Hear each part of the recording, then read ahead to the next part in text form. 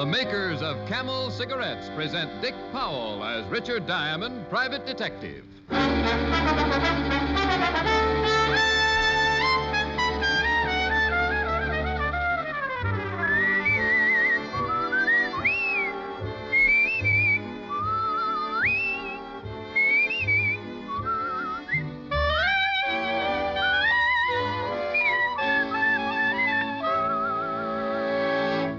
Why don't you smoke the cigarette so many doctors enjoy? In a nationwide survey a few years ago, 113,597 doctors were asked, "What cigarette do you smoke, doctor?" The brand name most was Camel. It was true then. It is true now. Because repeated surveys have been made. And every time, the brand named most has been Camel. Yes, these surveys show that more doctors smoke Camels than any other cigarette. Why don't you smoke the cigarette so many doctors enjoy?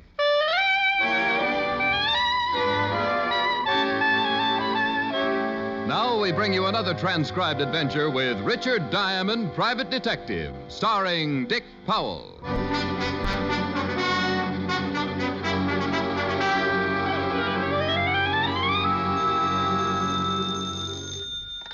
Diamond Detective Agency, Mr. Diamond speaking. Excuse me, I must have the wrong number. Oh, is that you, Helen? This is me, Helen. Oh, well, I thought maybe you might be a client. How are you, dear? Well, I'm fine, but what's wrong with you? Wrong? Yes, what means at Diamond Detective Agency, Mr. Diamond speaking? You usually come on the phone like Roy Rogers and his horse Trigger. How come no slogans? Well, to tell you the truth, dear, I couldn't think of one this week. Anyway, aren't you the gal who's always after me to get some culture? This is culture? Ain't nothing else but. You just want a jaw if you got something important to talk about, This is Friday, you know. Happens every week. Yes, but this is the Friday when if you haven't got a client by noon, we're going for a drive, remember? By Jove, that's right. Well, by Jove, it is now 11:43 and 15 seconds, approximately. Sounds like someone gave you a new... What does that broken sentence mean? Client walk in? Shh, quiet. Don't talk so loud, dear. This one looks like he might scare easily. Good morning. Good morning. Are you Mr. Diamond? I am Mr. Diamond. Won't you come in? Said the spider to the fly. I'll hang up, Rick. Call me back if you have time. All right, dear. Bye. Bye. Well, come in, Mr. Walker. Thomas Walker. I do hope I didn't interrupt your conversation, Mr. Diamond. Oh, it wasn't important. Just my broker calling to tell me I've been wiped out. But enough of me, Mr. Walker. Let's talk about you. Would it be all right if I sat down? I'm a little nervous this morning. Well, you do seem a little worked up over something. Sure. Sit down, Mr. Walker. Sit down anywhere at all. Thank you. Are you engaged, Mr. Diamond? Well, not yet, but she's working at it. Just between the two of us, I think if I can hold off through the month of June... Oh, no, Mr. Diamond. I meant, are you working for anyone on a caper, I believe you call them? Oh. No. We honest and true private detectives just call them cases. As a matter of fact, you're in luck. I am at liberty to listen to your proposal. That is, if you wish to engage me. Good. It's taken me some time to work up enough courage to come to a private detective. I don't think I could do it again. I don't think you could either. All right, Mr. Walker, just what is it that's troubling you? Well, I hope, Mr. Diamond, that it's nothing more than my suspicious mind. Oh, don't misunderstand me. I'm not by nature a suspicious person, but I have stumbled across something that I think should be brought to the attention of the local authorities. Then why not bring it to the attention of the local authorities? Well, because I'm afraid they'll laugh at me. So you want me to go down and let them laugh at me, huh? No. At least not right away. Not until after you've confirmed my suspicions or proved them ridiculous. In either event, you will know then what to do. Well, before you lose me entirely, Mr. Walker, maybe you'd better tell me just what it is you want me to do. I think the best thing to do is... Yes, I think that would be the best. That way they wouldn't Remember me, Mr. Walker? Mr. Diamond, I want you to follow someone. Shadow him is the word I believe you use. Shadow? Yes. You do that type of work, don't you? Oh, occasionally. Just who is it you want me to shadow, Mr. Walker? Carter, I believe his name is. Joseph Carter. He must be the ringleader. Oh, this Joseph Carter leads a ring? Well, as I said, Mr. Diamond, these are only my suspicions. If you're going to laugh at me, Now, take it easy, Mr. Walker. I'm just trying to get as much information from you as I can. Who is this Carter fellow, and where can I get in touch with him? He's a chemist. At least he's supposed to be. And I don't want you to get in touch with him, Mr. Diamond. I just want you to follow him. Oh, it could be disastrous if you spoke to him about my suspicions. Mr. Walker, you may not believe this, but I don't even know yet what your suspicions are. And I think it would be best if I didn't tell you. Oh. That way you can form your own opinions about what is going on. Mr. Walker, this is getting tougher as you go along. I don't even know where to find this Joseph Carter. I have that all arranged, Mr. Diamond. Rather clever plan, too, if I do say so myself. Oh? You see, I'm meeting him for lunch, and he thinks we're going to talk about his wife. By Jove, that is clever. Yes, isn't it? Now, after lunch, that will be around 1 o'clock, I'll drop him off on the corner of First and Elm. Do you know where that is? Uh-huh. Good. Now, my car is a blue Essex sedan. When you see it pull around the corner, you be prepared to follow whoever steps out. Oh, gosh, I haven't done this since the correspondence school sent me my diploma. All right, Mr. Walker, what happens then? Then, Mr. Diamond, you stay with him night and day. You do have operators who work in shifts, don't you? Oh, sure. Oh, good. Now, the important thing is to impress upon your men the seriousness of what they're doing. Under no condition are they to let him out of their sight. Oh, that's a cinch. Couldn't you give us something a little harder, like following 4 people at the same time? Well, no. One of them might get suspicious, Mr. Diamond, and that wouldn't do. Oh. Now, about your money. Oh, yes, by all means. My fee is $100 a day in expenses, Mr. Walker. And believe me, you're going to have some... 100? Isn't that a little steep? It's too much, Mr. Walker? Well, no, I suppose not. I'll have to write you out a check. Will 300 be enough? That'll pay you up till Monday. Well, yes. By then, you will have cracked this thing. Or written me off as a suspicious old fool. Now, Mr. Walker, think how few private detectives there would be if no one listened to their clients' suspicions.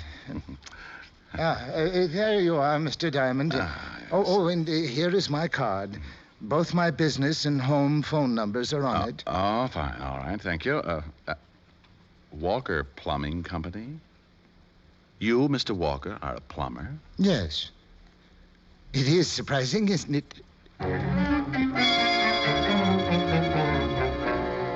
I smiled at him as he went out and then called Helen and broke the sad news. She pouted a little, I cooed a little, then we both hung up feeling very good inside. I had an hour to kill, so I decided to get a little fresh air.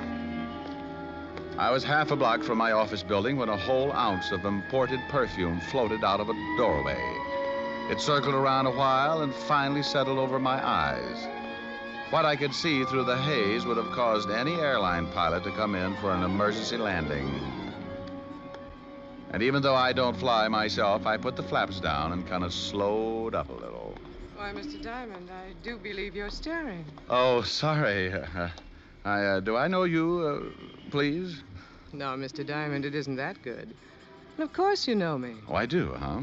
Oh, sure, I remember now. Monte Carlo, wasn't it? Only you were a blonde then, with the moonlight behind you, making a halo for your lovely head, and I'm just ad-libbing, so get me out of this. Who are you, lady? Sandra Browning. And it wasn't Monte Carlo. Come on, I'll buy you a drink and refresh your memory. All right. But I hope we can cover everything in an hour. There's quite a bit of you to cover, isn't there? Heaps. Much too much to run through in an hour. You're working on a case, then? The luck of Ricky Diamond. Yes, Miss Browning, I am in the midst of what my client calls a caper. Go on the payroll at 1 o'clock. I see. And, just who is your client, Ricky? We were going to talk about you, remember? Oh, but I'm so dull, Mr. Diamond, and you're so fascinating. True, yes. This place look all right? Fine. Intimate, isn't it, Mr. Diamond? Oh. Say, just how well do we know each other? Can't you tell? Honey, right now, I probably could even tell you my name. And, I'm beginning to need that drink more and more. Shall we go mingle with those strangers? Stranger?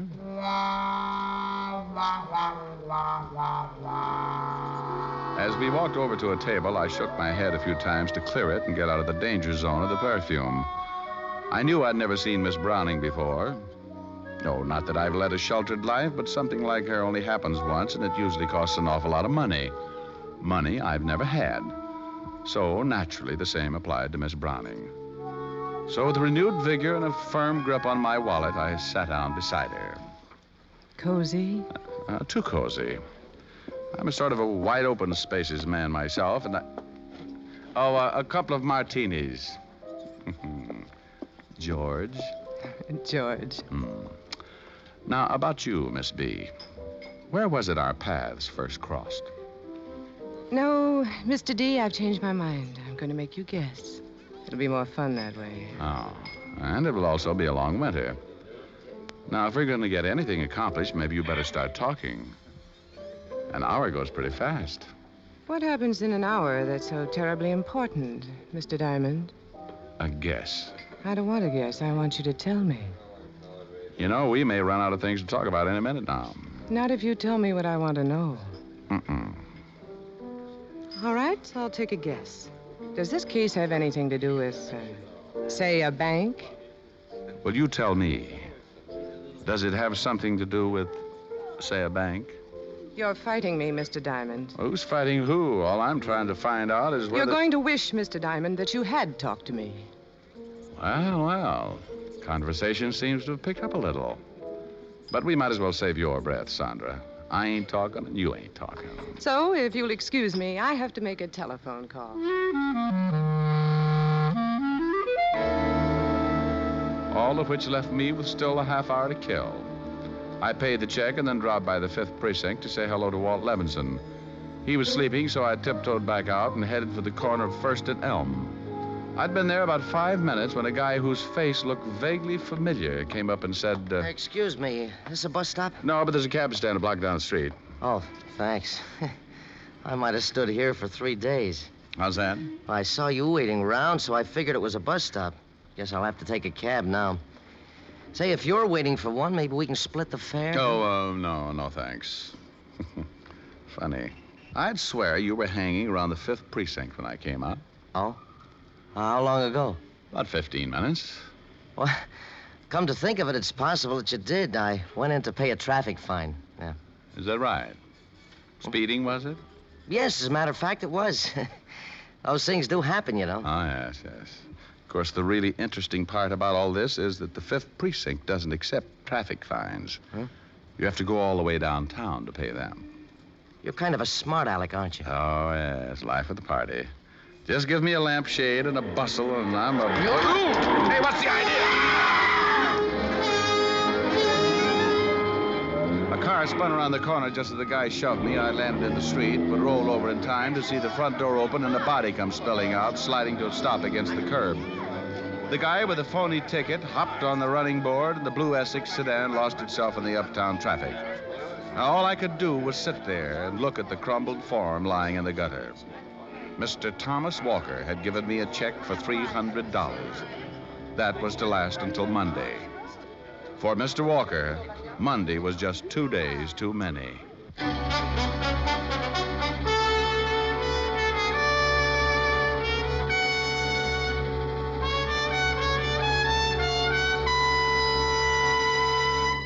Before we continue with Richard Diamond, here are a few words about smoking enjoyment. After all the cigarette mildness tests, including the famous 30-day Camel test, Camel leads all other brands by billions. Here's how you can make your own 30-day Camel test. A sensible test of cigarette mildness based on steady smoking. Smoke Camels, and Camels only for the next 30 days.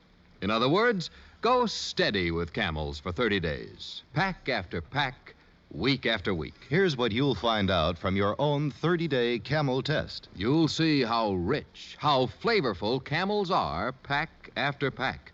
You'll discover how well Camels get along with your throat, week after week. That does sound like a sensible way to judge a cigarette, doesn't it? So why not start your own 30-day Camel test tonight? It won't take you long to find out why Camel leads all other cigarettes in popularity by billions of cigarettes per year. How mild can a cigarette be? Make the Camel 30-day test and you'll see. Smoke Camels and see.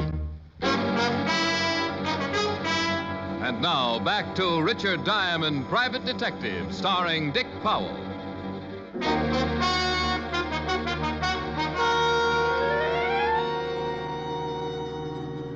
They abandoned the car about 4 blocks down the street, Rick.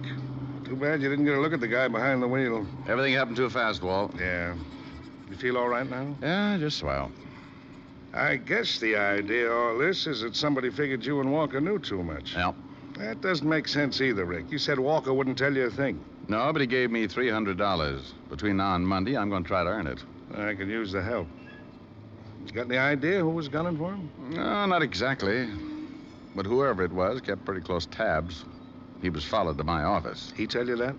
Uh-uh. Then how do you know? Well, indirectly, a girl named Sandra Browning did. She said something else that's kind of kicking around in the back of my head, too. Sandra Browning. Oh, that's the brunette you told me about? Yeah, she seemed to think Walker said something to me about a bank. But he didn't.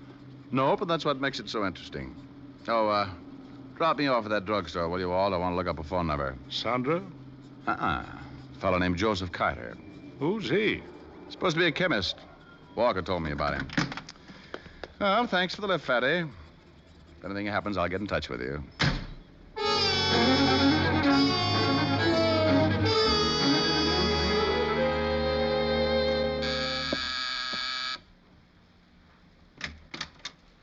Mr. Carter? Oh, yes, that's right. Well, I'm a private detective. May I come in? I'd like to talk to you. You, mean about my wife, Mr. Diamond. Oh. Richard Diamond. What about your wife, Mr. Carter? Well, nothing. I merely supposed. I mean, after all, you said you were a private detective. Oh, yes. But I don't handle divorce cases, Mr. Carter. Oh, I see. Then what... I just want to ask you a couple of questions about a plumber named Walker. Thomas Walker. Do you know him? A plumber? Now, that's strange. Mr. Walker called me on the phone this morning and asked me to meet him for lunch. He said it was important to me that I be there. Were you? Well, yes, I was.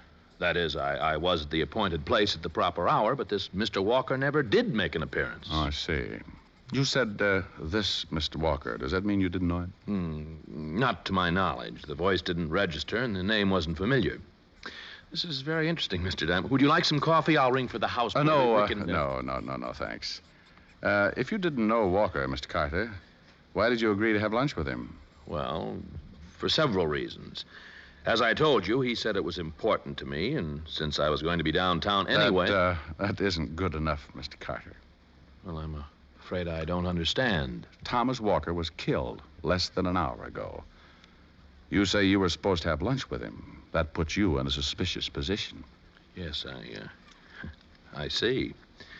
So that's what this is about. How did you get my name, Mr. Diamond? Oh, that isn't important. What I want to know is why you agreed to have lunch with someone you didn't even know. Well, this Walker fellow, he said some things over the phone. What kind of things? About my wife. He said it would be to my advantage to meet him and discuss it. Under the circumstances, I had nothing to lose, so I agreed. Under what circumstances? Well, you see, Mr. Diamond, my wife and I are, well, we're drifting apart. Mm-hmm. She's been seen with another man, a fellow named Dave Johnson. Dave Johnson? Who's he? Chap I sold my shop to when I retired last month. He and... Oh, excuse me. I didn't know you had company. Oh. Well, come in. Come in, Sandra. We were just... No, I won't disturb you. Go right ahead with Oh, what you're yes. Come in. This is my wife, Sandra. Come in, dear. Come in. I'd rather not. Oh, it's all right. I was leaving anyway. Come right in, Mrs. Carter, isn't it?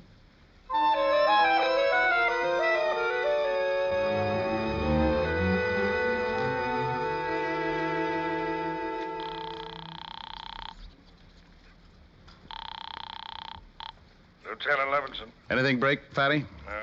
Nothing but my head. I've been doing some thinking, Rick. Well, since you've already pulled the punchline, go ahead. What? Oh, Look, Rick, you said this Sandra Browning. Carter. Browning's a phony.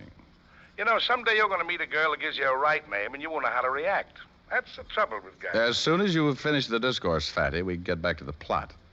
What have you been thinking? Well, you said that this Miss Carter... It's Mrs. Carter, Walt. Will you stop that? I don't care if it's Mrs. Whiffenpiffle. I want to know what she said.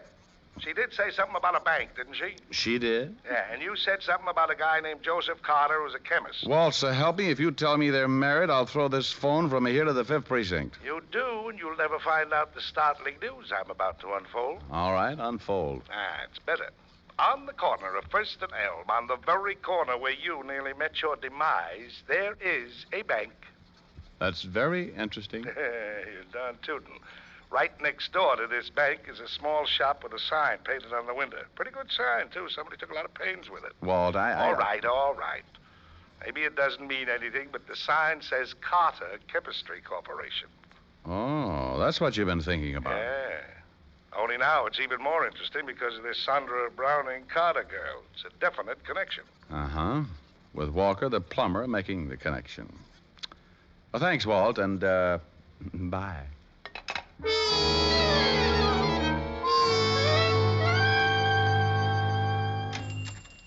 Oh, hello. Hello? I'm looking for Mr. Carter. Is he in? Ain't nobody here but me, and I'm getting ready to leave. Closing up a little early, aren't you? It's only 4 o'clock.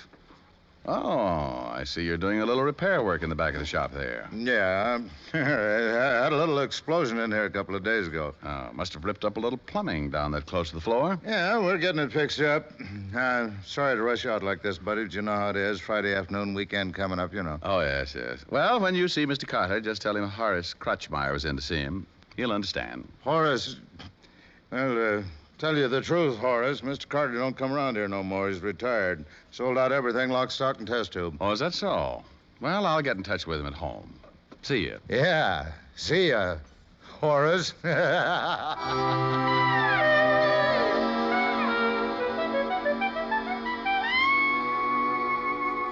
You know, this could turn out kind of silly, Rick. What if they don't show up? Oh, they'll show, Fatty. I checked the floor plan of both buildings. Got it figured they'll break through about here. How many of them do you think there'll be? Just 3. If they knocked off Walker because he got suspicious, they won't cut anybody else in. Is Carter in on this, Rick? It's his chemistry shop, isn't it? No, not anymore. He sold out to a guy named Dave Johnson. You'll meet him as soon as they blast the ball out. And the one I'm anxious to meet is this Sandra Browning Carter. Sounds like quite a dish. Not my type, Walt. I like him a little more tender. What's the other guy's name, the one who shoved Walker out of the car? Don't know yet. I met him in the shop this afternoon. Well, you'll like him, too. He's got sort of an ingrown face. You know, you gotta hand it to him, Rick. It's a pretty slick stunt they're pulling. Buying the shop next door to a bank, digging through the wall, and... Shh. There they are, Walt. Maybe we'd better get over here. Right.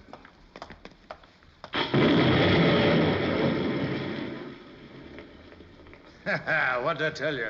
Ever see anything so easy in your life? Dave, does he have to keep talking? Can't you make him Look, keep both of quiet? you knock it off and let's get busy, huh? We've only got till tomorrow morning. Hit the lights, Rick. Okay. Well. Why, you... Now, play it smart. We don't want to carry anyone out of here. Oh, is this the bank you were talking about, Sandra? Still not talking, huh? She doesn't look like much to me, Rick. Now, Walt, don't be catty. Remember, she's been a very busy girl. Mm-hmm. Well, now that they're broken into this kind of work, I guess they won't mind it so much for the next few years. Hmm? Mm-hmm.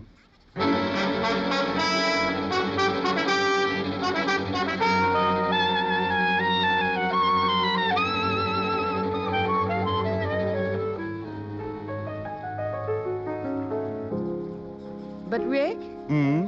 why did Walker want you to follow Joseph Carter? He didn't have anything to do with this, did he? No, but Walker thought he did. He tumbled to what was going on when he went in to repair the plumbing. Naturally, he figured Carter was behind it. Ain't I getting smarter as the months go by? Uh-huh.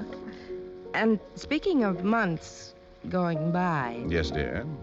it will soon be June, you know. June. Oh, now there's a month to conjure with. Oh, do you mean it, Rick? Well, sure, June must be about my favorite. Let's see now. Don't I know a song with June in it? Oh, Rick. Let's see. June.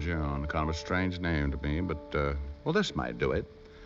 Oh, it's a long, long while from May to December. But the days grow short when you reach September. When the autumn weather turns the leaves to flame, one hasn't got time for the waiting game. Oh, the days tumble down to a precious few. September, November, and these few precious days I'll spend with you. These precious days I'll spend with you. Why, you faker, you. There wasn't a single June anywhere in that song. Come to think of it, there wasn't. You want to try again? I guess not. Something else you'd rather do? Honey, what an opening that is. Come here. Now, that's what I've been waiting for. More. More?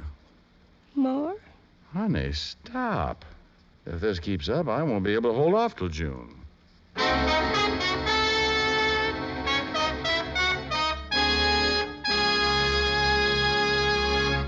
Dick Powell will return in just a moment. What's America's most popular cigarette? Camel is in the lead by billions of cigarettes per year. One reason is Camel's rich, full flavor. A flavor no other cigarette has. And another reason is Camel's pack after pack, week after week mildness. Tonight, start enjoying the one cigarette America enjoys most. It's Camel, of course. Yes, of all the cigarettes on the market today, Camel is in the lead by billions of cigarettes per year. How mild can a cigarette be? Smoke Camels and see. Here's Dick Powell with a special message. Thank you. Ladies and gentlemen, to bring a little extra cheer and comfort to our hospitalized servicemen and veterans, the makers of Camels send them thousands of packs of gift Camels every week. This week, the gift Camels go to Veterans Hospitals, Clarksburg, West Virginia, and Miles City, Montana. U.S. Naval Hospital, Corona, California. U.S. Army Station Hospital, Carlisle Barracks, Pennsylvania. The Military Air Transport Service, which evacuates virtually all overseas wounded personnel. Now, until next week, enjoy Camels. I always do.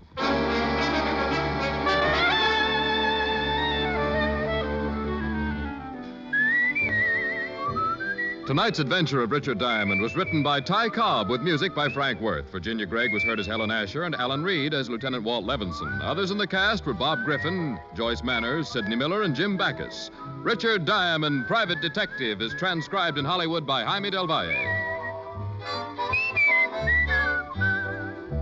Be sure to listen to another great Camel show, Vaughn Monroe and the Camel Caravan, every Saturday night. If you're ever asked who's the most obliging taxpayer, vote for yourself if you're a cigarette smoker, because you and 60 million others pay more than a 50% tax on the cigarettes you smoke. Yes, every time you buy a pack of cigarettes, you pay the federal government 8 cents, and most of you pay 3 or 4 cents more in state or city cigarette taxes on that pack. That means that better than half the price you pay for cigarettes goes for tax.